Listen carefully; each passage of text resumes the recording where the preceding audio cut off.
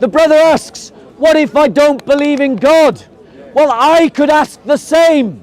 I'm not a liberal progressive, but the liberal progressives are forcing their views of the world onto me. If we allow Muslims to support unchallenged terrorist networks against Israel, those same people will be conditioned to support ISIS.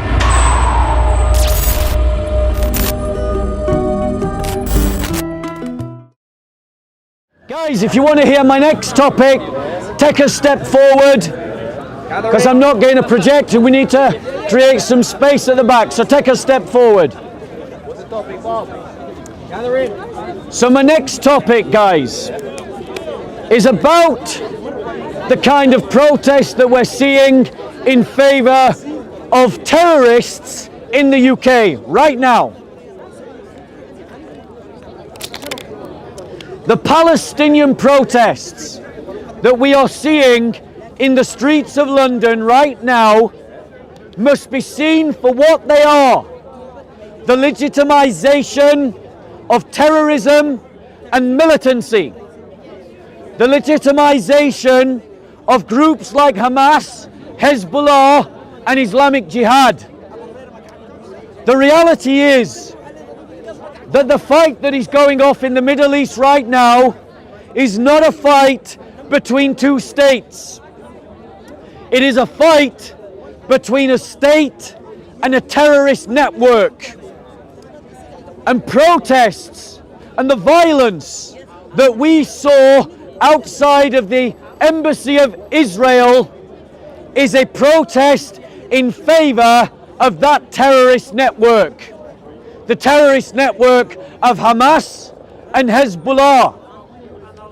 These terrorist networks and the legitimization of their support in the streets of London will bear fruit in the UK.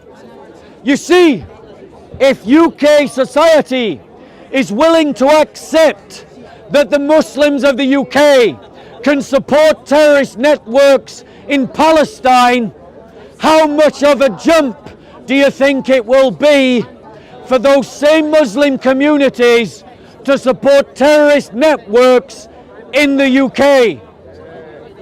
Can you not see how easily it is to go from celebrating and supporting a terrorist network like Hezbollah that has a catchphrase, after Saturday comes Sunday?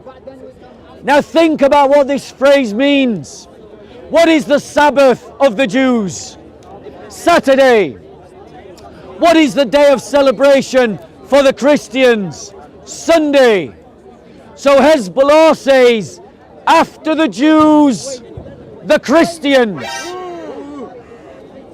If we allow Muslims to support unchallenged terrorist networks against Israel, those same people will be conditioned to support ISIS, to support Boko Haram, to support other terrorist networks that attack the UK. How long will we have to put up with the weakness of liberal progressives and their thinking, who excuse and justify support for terrorists against Israel?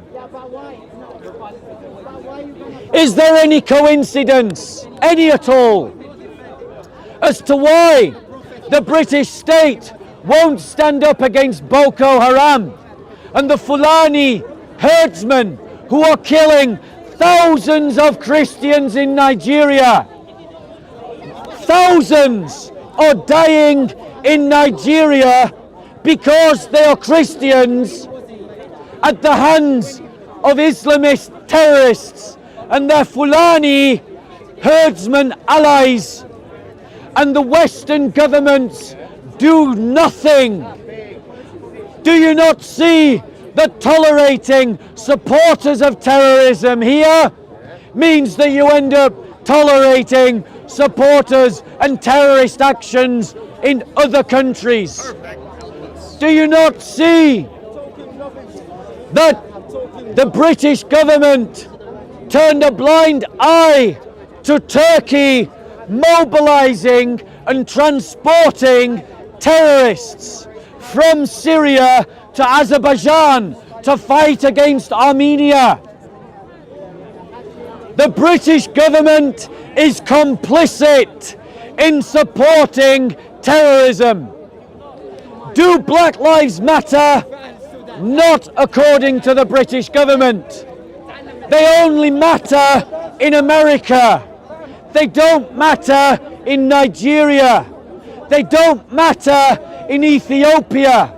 They don't matter in the Sudan, where Janjaweed terrorists wage war against Christians in South Sudan, whilst the British government does nothing.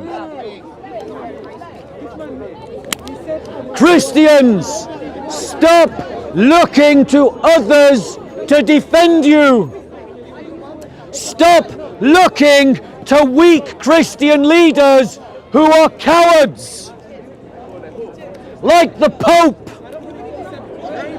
who talks about the fraternity of brotherhood of all faiths and can't even organize his own church to stand with Catholics who are being butchered in the Philippines, or to support Catholics who are standing up to Hezbollah in Lebanon, or to support the Assyrian Christians who are fighting for their survival against ISIS, and the Iraqi government that wishes to make them second-class citizens. Christians of the laity, organize yourselves from the ground level up. Any questions? What? You're going to have to shout, bro. Can't hear you.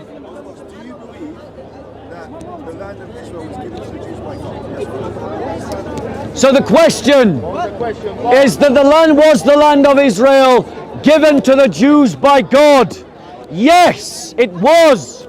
But this does not justify Israel's persecution of Palestinian Christians or Messianic Jews in Israel who are treated as second-class citizens or denied the right to worship in the temple of the Holy Sepulchre. It does not justify the destruction of the Palestinian community, of which the Christian Palestinians are an integral part.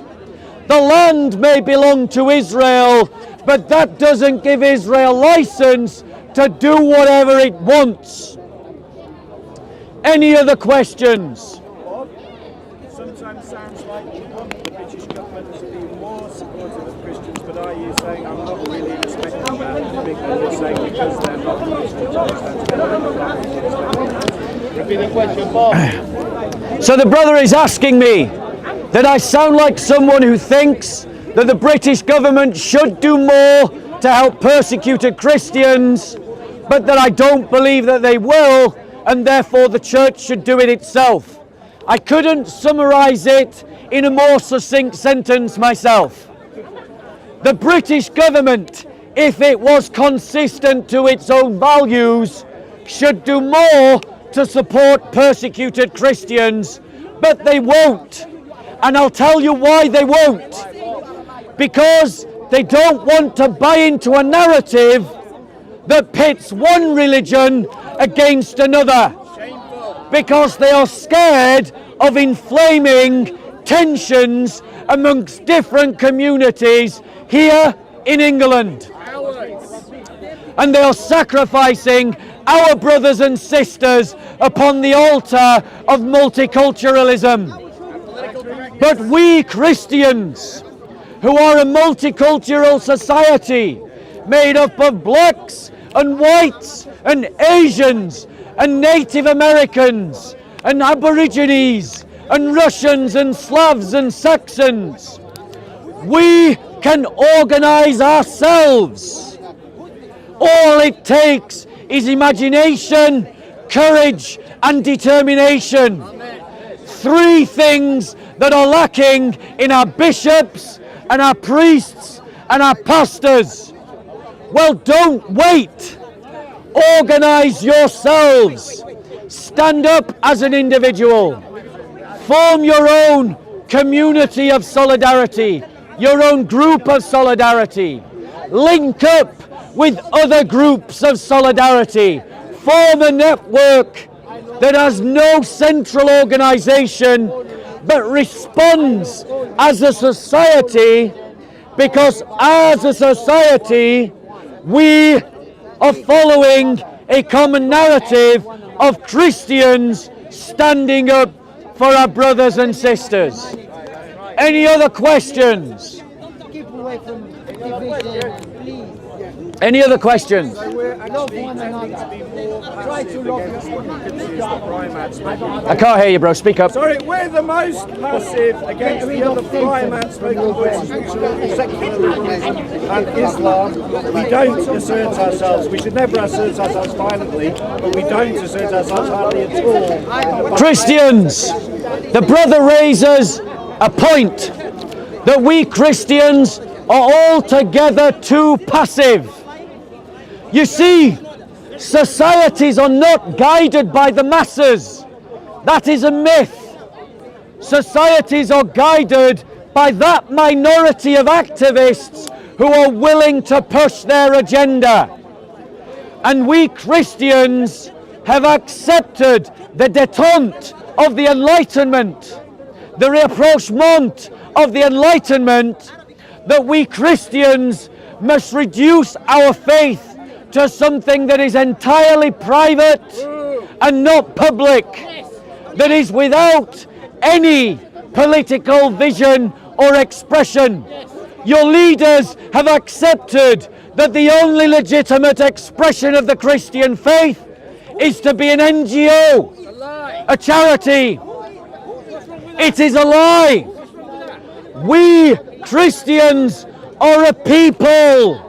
We are not an NGO. We are a community with our own history, with our own culture, with our own doctrines, with our own values, with our own traditions, with our own beliefs, and with our own political vision. So we must devote ourselves to God, not simply in piety through prayer and devotional Bible reading and devotional meditations, but we must devote ourselves to God through political activism dedicated to the triumph of the church over all of her enemies. Whether those enemies express themselves in politics, economics, society, or culture.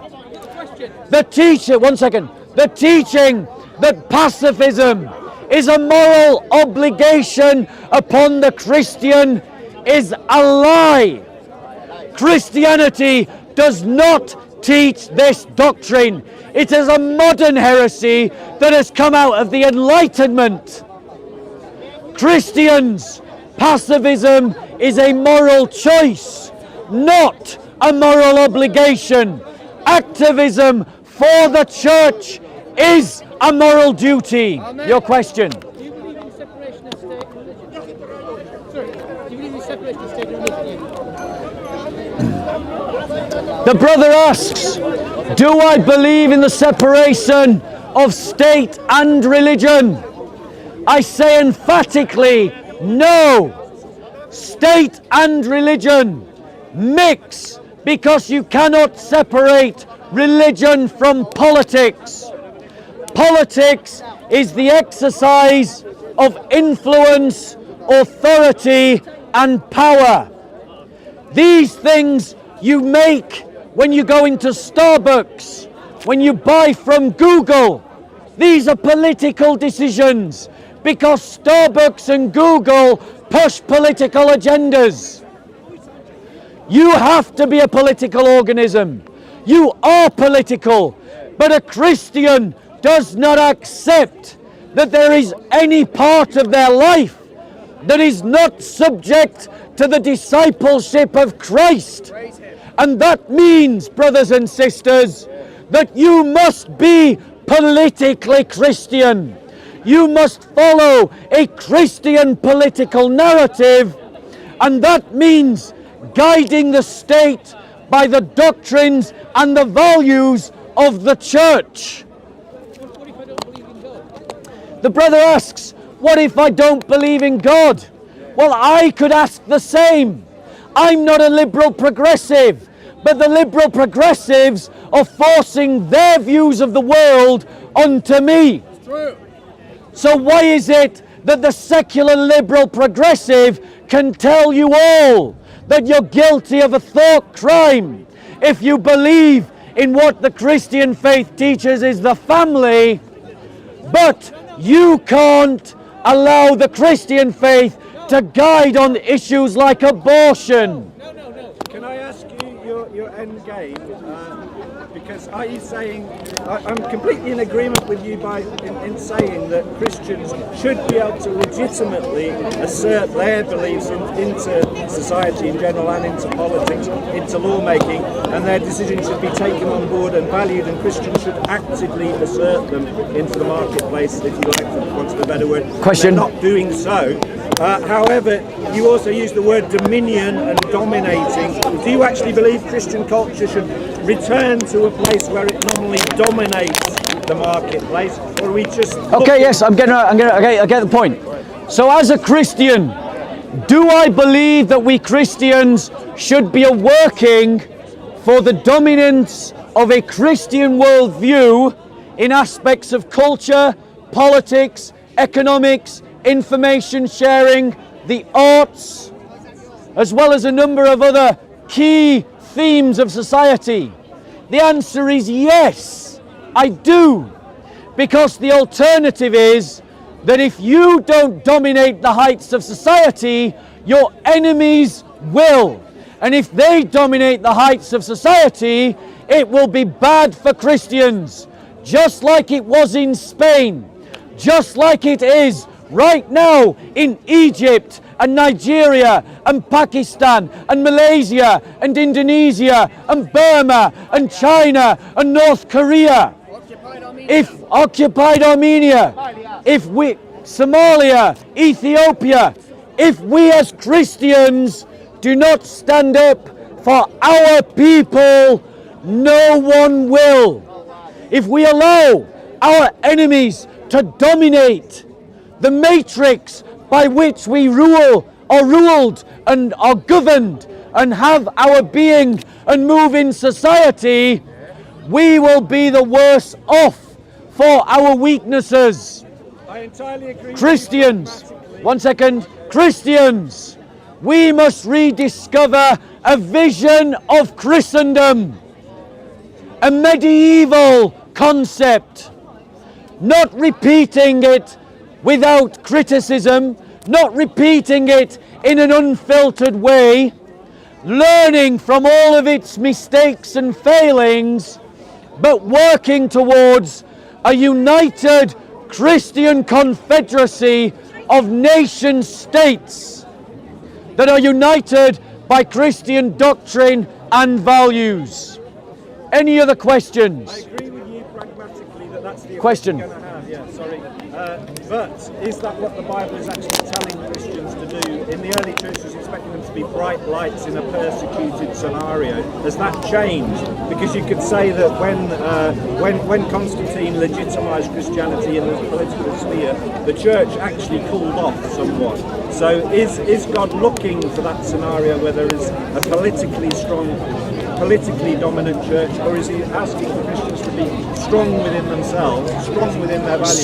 So I get the point, bro. Yeah. So, as Christians, is what I am saying lining up with the Bible? And on this point, I'm going to close because I recognise it's raining. So this is going to be my last question, and I want to thank you all for your patience and for your kindness and for doing this right. You know, speak, ask question, speak, ask question without heckling. So I really want to applaud you all for your courtesy and your politeness. But I'm going to just deal with this brother's point, because there is a myth amongst Christians that what I'm saying is unbiblical. Well, I'm going to prove that it's biblical very quickly. One, Jesus Christ, when he came, said that the kingdom of God is at hand.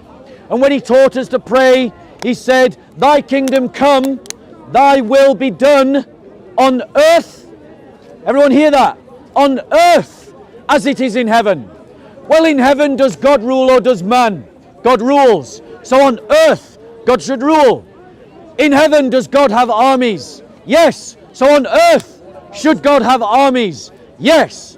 Christ went on, the apostles went on to teach and preach to the leaders, to the kings of their time, in the hope of converting them to the Christian faith. Do you think if these kings had become Christian, that they would have gone, well, now I'm a Christian, I cannot be a king? No, of course not. They would have continued to be a king, but they would have been a king that is a Christian. Thank you. So that means, brothers and sisters, that Christians can rule. And should a Christian king not rule according to his Christian faith? Should he rule according to his Christian faith? Paul wanted to go before Caesar, the emperor of the Roman world, to preach the gospel. If that Caesar had become Christian, should he have given up being Caesar? No. Should he have governed as a Christian Caesar? Yes. And that is exactly what happened with Constantine. So yes, brothers and sisters, it is biblical to seek and to pursue Christendom, a Christian political entity. Thank you very much for your time, and God bless.